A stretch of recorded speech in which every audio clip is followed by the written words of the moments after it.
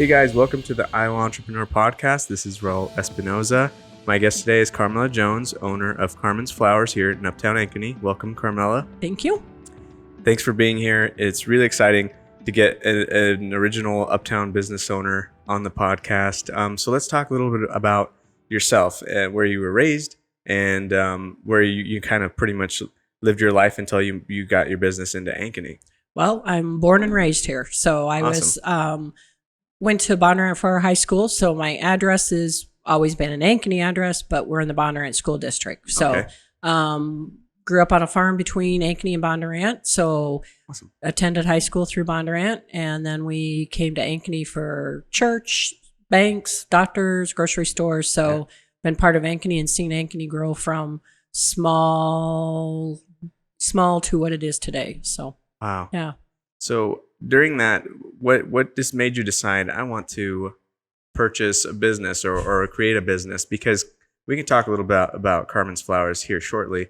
But what did you always imagine becoming a business owner when you were younger? No. Really? In fact, I think I was headed for, after high school, to DMAC to do either something with child care type of thing or into the banking aspect. Interesting. And then I somehow, with my mom and a conversation, we thought about a floral shop. Oh, cool. Or flower designing. So I went to a 4-week floral school in Denver, Colorado.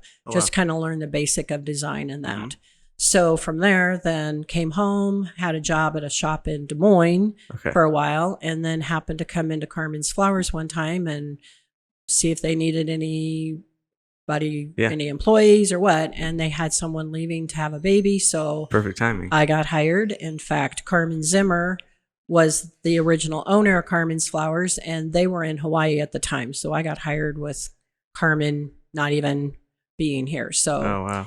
So we got started there, and from there it just kind of went to Carmen was talking retirement and that, and Debbie and I were both working for Carmen, had been working for Carmen, and she made a comment that we would be the most likely option to buy the shop. So we both took a deep breath and go, okay. And so there it was. There it was. So has Carmen's Flowers always been in Uptown? Yes. Really? Yes. Carmen started it.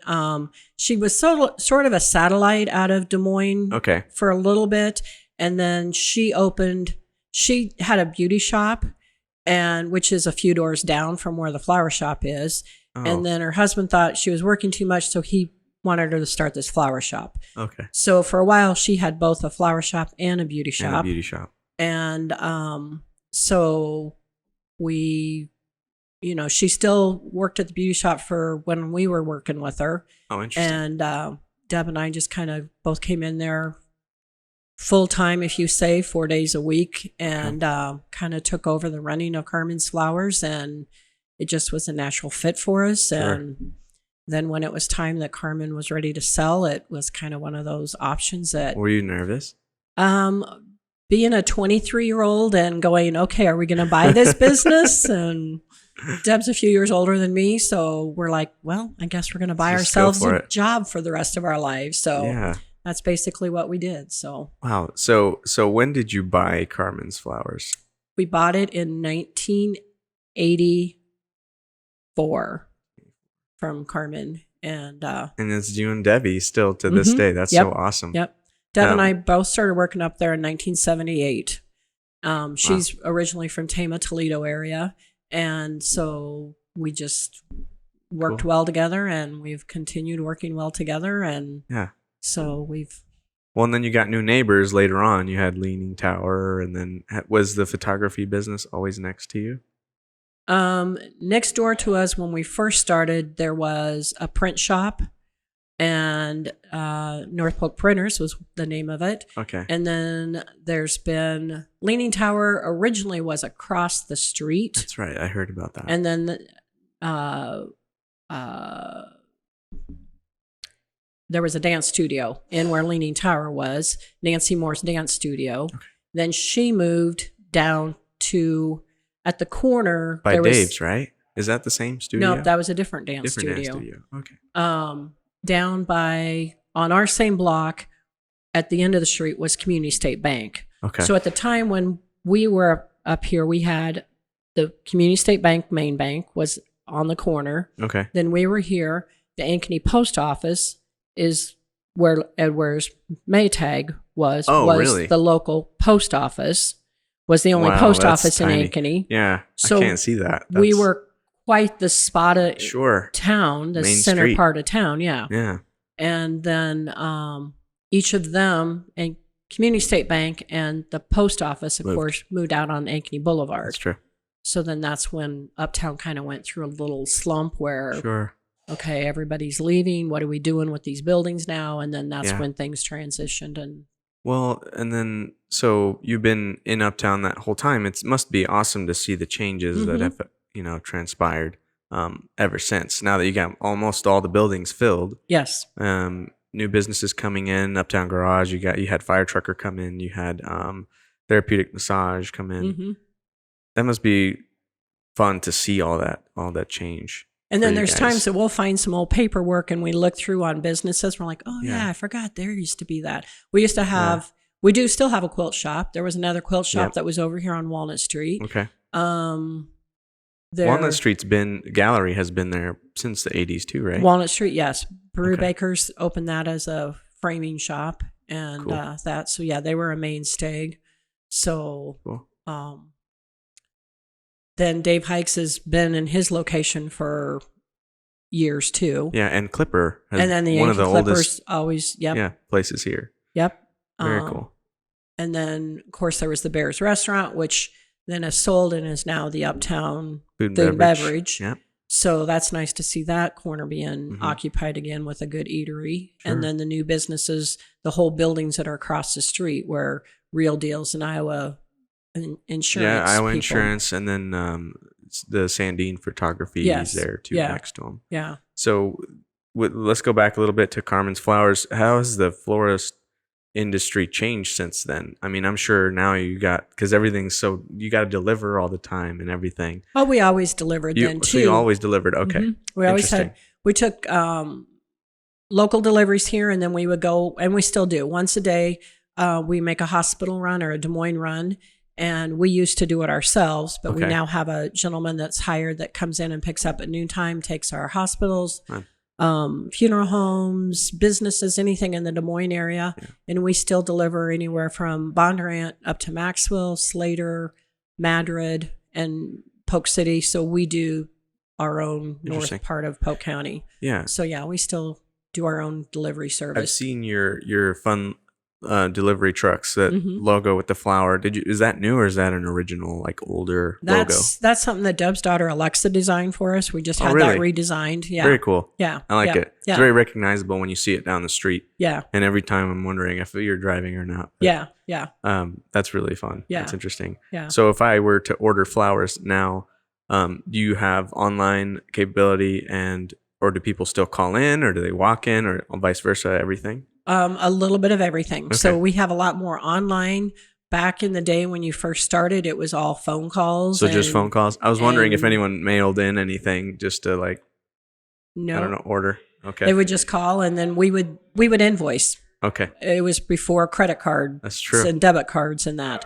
So we would take invoices and we would send out invoices once a month and people would, send their check back in. And in fact, we still have a few clientele that they have a house account and they're like, it's, yeah. So yeah, we're still small town enough and local enough for a few people that. Yeah. Sure. So when did you start getting involved with the Uptown Association and the farmers market? Because you were the manager of the farmers market for probably the whole time. I'm not sure. So can we talk about when you got involved with that? I wasn't at the beginning. Okay. Back to the Uptown Association. Sure. Okay, let's start there. That was something that, like we said, when Community State Bank left and the post office left, and we were kind of we were in a little slump area. Okay. With the help of John Peterson through the city of Ankeny and Pat Brubaker, myself, and there was a couple other people. Was Dave involved? Dave Hikes was, yes, Dave Hikes was on the original. Carla Weigel that had Ollywaggle had the dentist office that's right across the street here. Okay. And they were, long stay dental.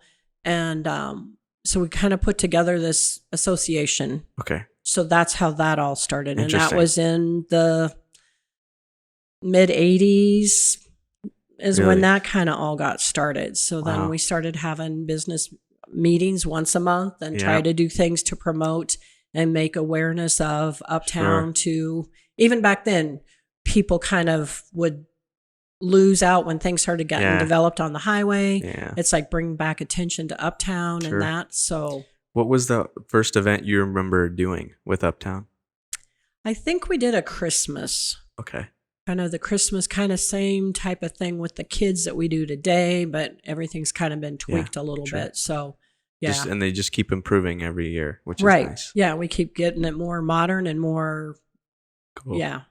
So then that's the Uptown Association. What about the farmers market? Was it something you guys decided to just create too? Yeah, farmers market. Pat Brubaker kind of was the spearhead on that, and they started. Her parents were Kenny and Eileen Scholes. They were longtime Ankeny residents, and they started on, I think, a Thursday afternoon. They got 3 or 4 vendors to come, and they parked like right on 3rd Street and kind of started small group there.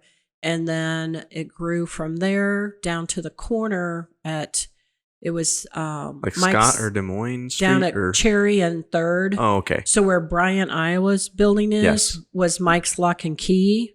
Oh. So Mike Neely and his wife, they kind of took it and maybe expanded it a little bit. Okay. We had the local Graffune family farm, their daughter Autumn, and another gal kind of got the perimeter set for the market, set up the guidelines or rules. They did a lot of that back research and that. Sure. So we kind of went from 3 or 4 vendors to up there on the corner for a little bit.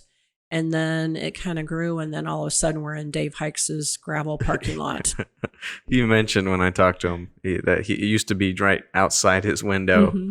That would have been fun to see any pictures of that and stuff. Yeah. So. That's what we need to ask some of our vendors if they have any of it. Yeah, that would be nice to see. Yeah. And so now when the amps got built a few years ago, you guys thought, let's transition there. Well, it was kind of developed that way. Sure. Then, the parking lot was taken over and we now have that's part of the Ankeny Park, Park area. So yeah, I'm not even sure there is any gravel anywhere up there other than like behind the quilt shop and Dave's shop. Yeah. That's interesting. So it was like that, but that whole area was gravel. Yeah. See, that's fun to know. So yeah, it's quite the as they expanded and grew, then that's when the market was kind of pulled that way, and that's how that became about. That's awesome. Really, that's how the amps became a factor, was for the market. The pavilions. Okay. The Kiwanis. Mm-hmm. Wasn't it? They were their spearhead, and that was Terry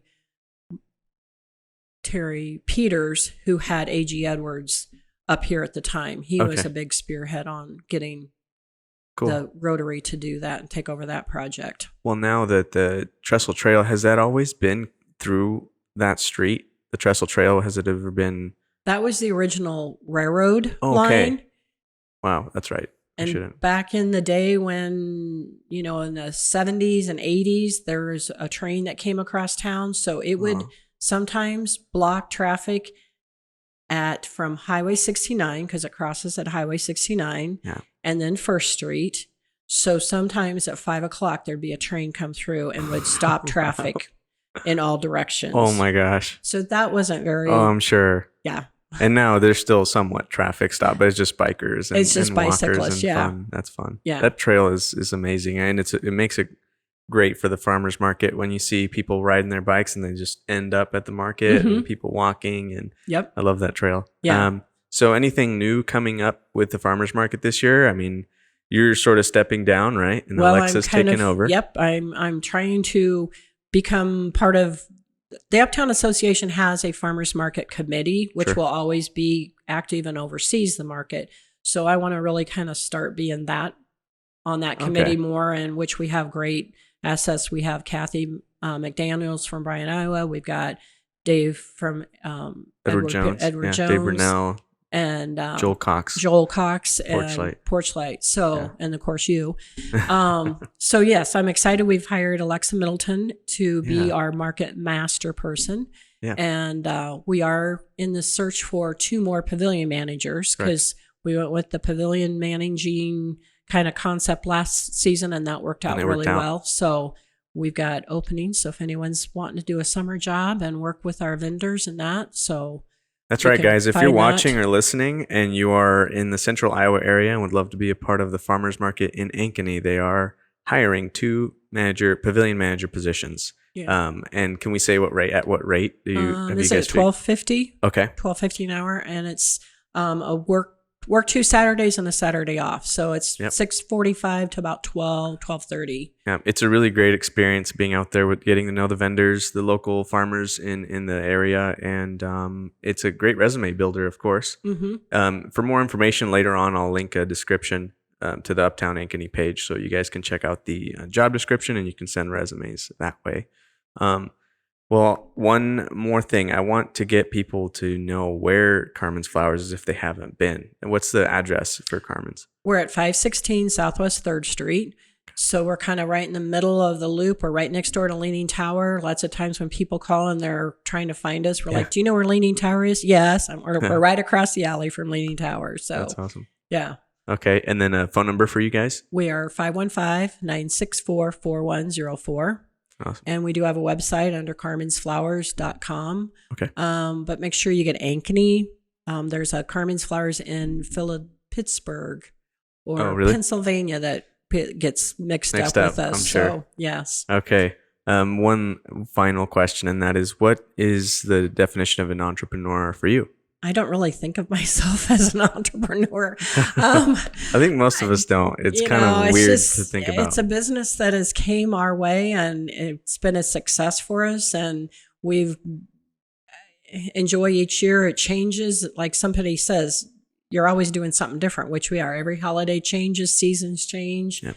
And, we just keep moving down the road and bring in new ideas, and new things come our way.